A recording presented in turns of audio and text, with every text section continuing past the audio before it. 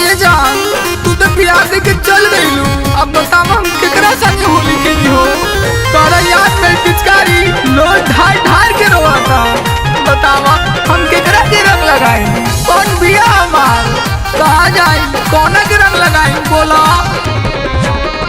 याद बड़ी आवता बहुत सतावता होलिया के दिन में प्यारी। याद बड़ी आवता बहुत सतावता होलिया के दिन में प्यारी। ए प्यारी रोवाता हो हमार पिचकारी। रोवाता हो हमार पिचकारी। रोवाता हो हमार पिचकारी। रोवाता हो हमार पिचकारी। रोवाता हो हमार पिचकारी।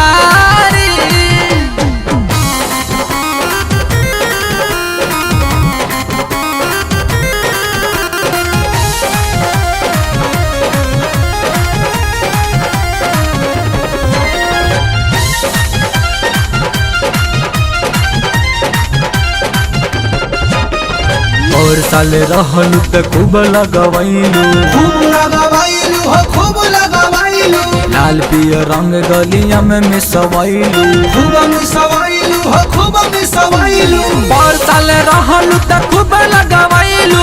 लाल पियर रंग गलिया में मिसवैलू। हम कैसे रही के करस कहीं मुहवा से निकलत गारी।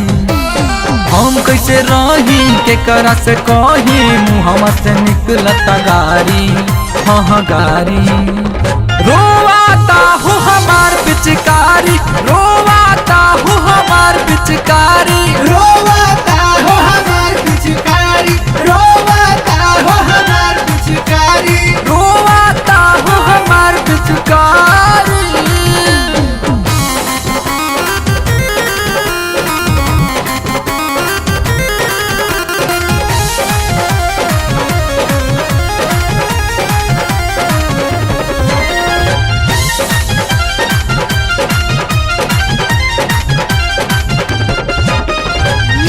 अमित से तू ले तारू माजा।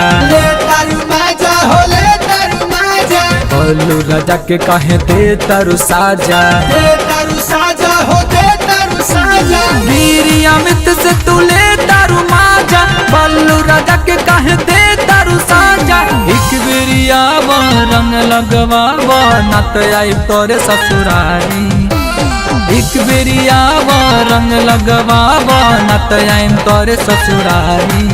ससुरारी रोवाता हो हमार पिचकारी।